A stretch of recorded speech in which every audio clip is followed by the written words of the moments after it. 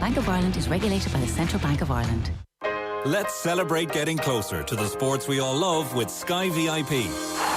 Closer to your friends with a €24 Uber Eats voucher to bring the clubhouse to your living room. And closer to the action with GAA training sessions for the kids hosted by Hurling and Gaelic Football All-Stars. Everyone has a chance to win with Sky VIP. Visit the My Sky app and get involved. 18 plus. Ticket applicants entered into ballot. See sky.com/VIP terms. Closing dates vary. See Sky VIP section of My Sky app. Refresh for success with a free or 90% funded short course at Griffith College. Choose from certificate courses in digital skills, business, project management and more. Don't wait another year. Apply today at griffith.ie. Courses are co-funded by the Government of Ireland via the Higher Education Authority under the July stimulus provision.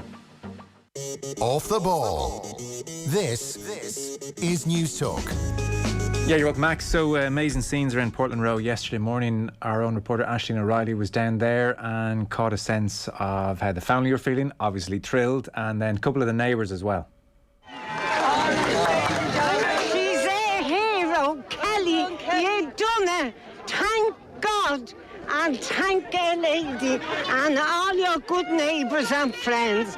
3 cheers for Kellie.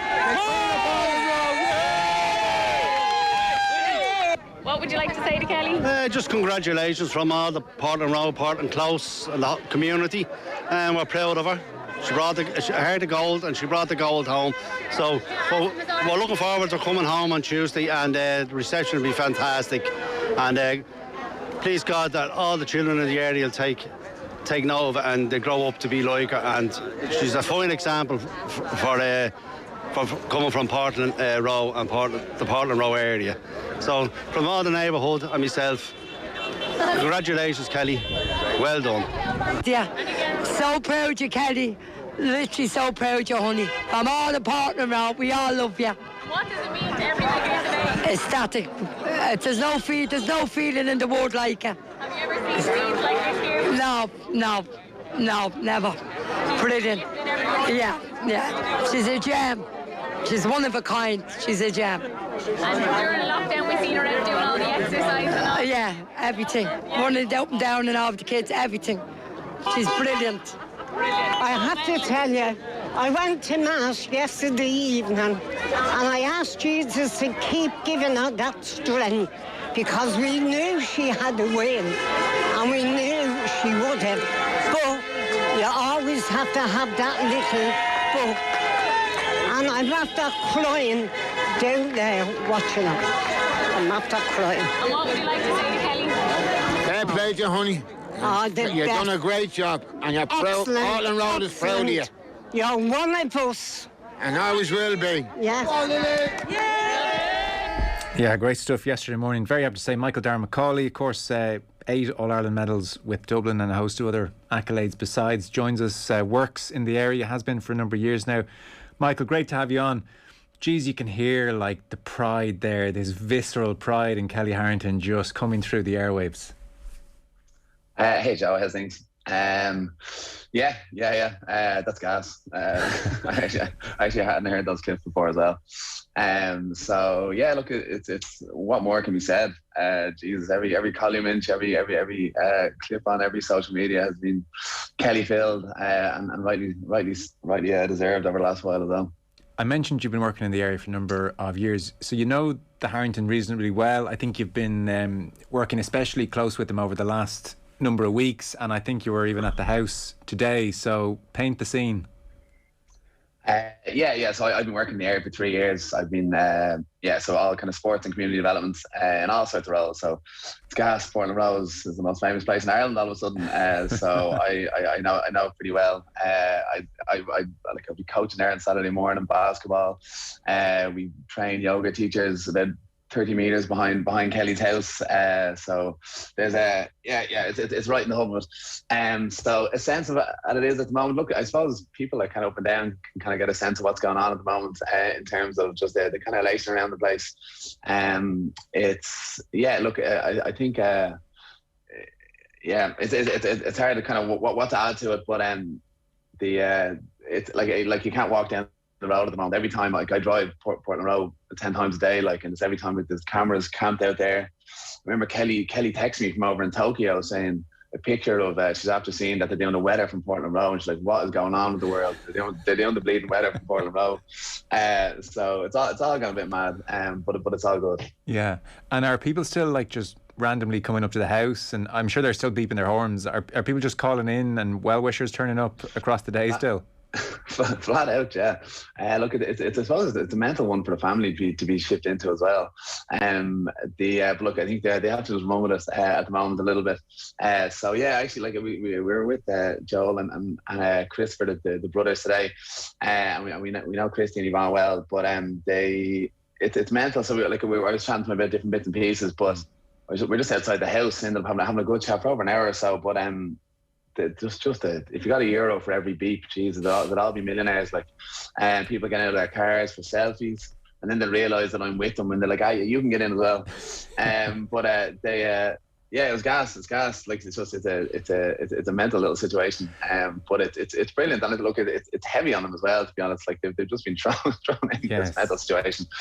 So I think they'll kind of really enjoy it in a couple of days. Like, I don't know. I think they should probably get away for a weekend or something and try and find a bit of peace somewhere. But it's cool. Yeah, no, I can imagine a bit of peace would be good for them as well. But I think one of the reasons that the whole country kind of got swept along beyond the obvious, which is, Kellie and her achievement and what a brilliant personality is like just the family throwing that door open after the victory and jumping out and the champagne going. And I think it was Christopher had Mother Yvonne in his back and the neighbours rushing up to give hugs, and like they've decided, I mean, maybe they're regretting it now and they want to get a bit of sleep for an hour, but they decided to ride the wave. Let's go big, let's enjoy this, and I think everybody's almost kind of along for the ride with them, watching them enjoy it.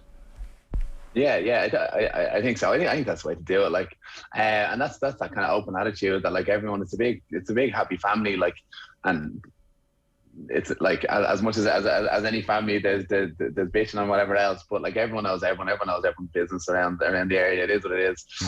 So it's great. So it's great that like there's enough bad things that can happen that we can dwell on that, but that everyone can buy into this achievement and this excitement is great. And like I think I was chanting them about those photos. Like those photos are epic. Like and they're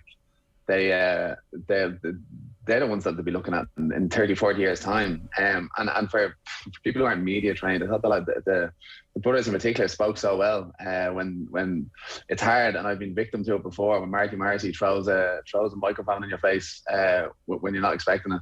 But the lads spoke so eloquently about what it means to them and to the family and the community. So it was brilliant. Yeah, 100%. I'm so glad you mentioned that. We had Joel on yesterday at the start of the show, 1:00, and it was about 1:25, and we're still talking, and I'd almost just forgotten he wasn't like an analyst. You know, the way I get in the habit of talking to people who are like experts in their field, and the way he was talking about the fight was so brilliant, and I started like treating him as if he was an analyst, and he was phenomenal, as you said, on the area as well. And I remember saying to him, are you older or younger than Kellie? And he was like, I'm 24, I'm much younger.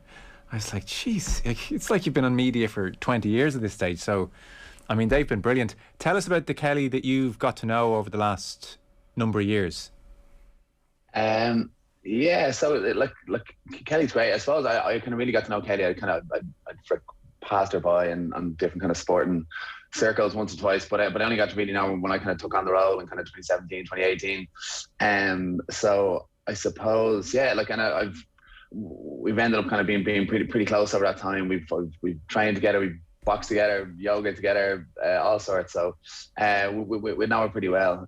So I think what's coming across on this is that like the genuine and the authenticity. Like, I think it's so clear for everyone to see. But I think it's easy to fake being nice. I can give this interview and I can fake being nice for whatever we're here for 15, 20 minutes.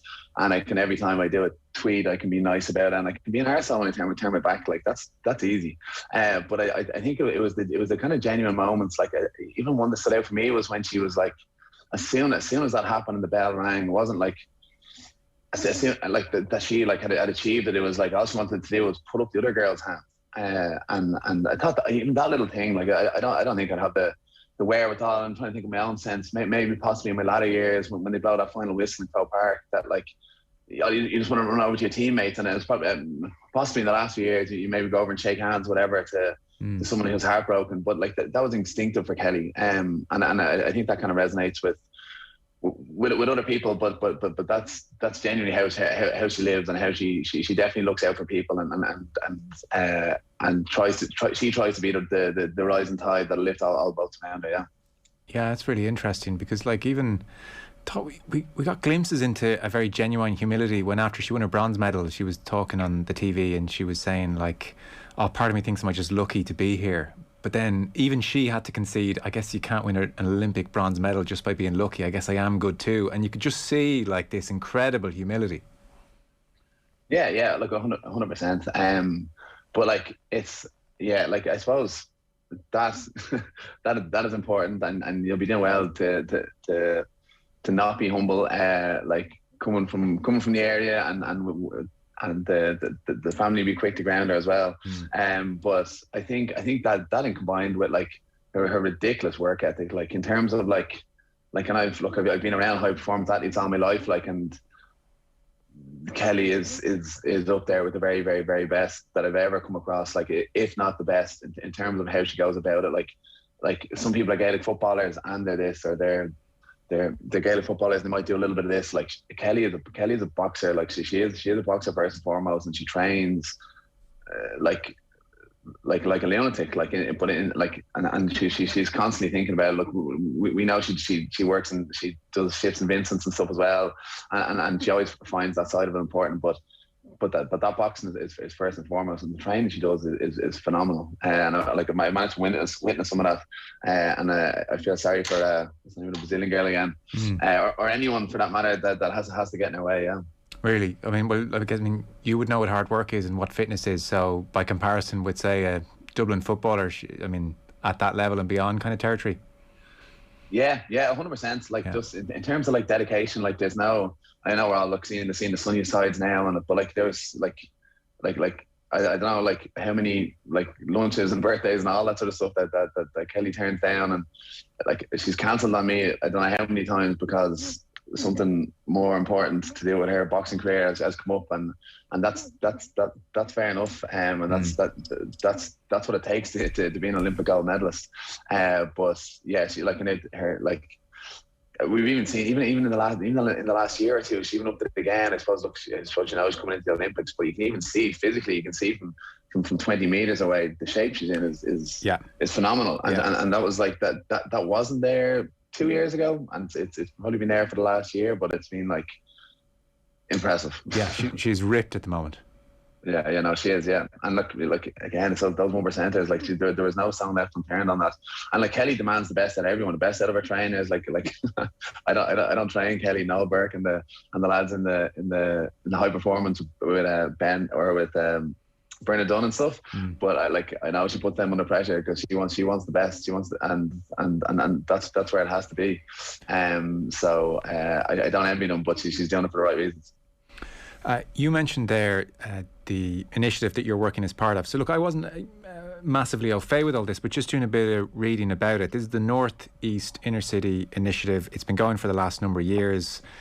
Obviously, look, the Dublin 1 area's had tough times going back, however far you want to go back. And then in recent times, there's a high-profile feud, unfortunately, associated with that area, and it's been difficult. And the government seem to have got together in the last couple of years and said we have to do something about this. And you've come in the last couple of years, last 3 years, you were a teacher, and you've come in as a sports engagement manager, excuse me if I don't have the title there perfectly.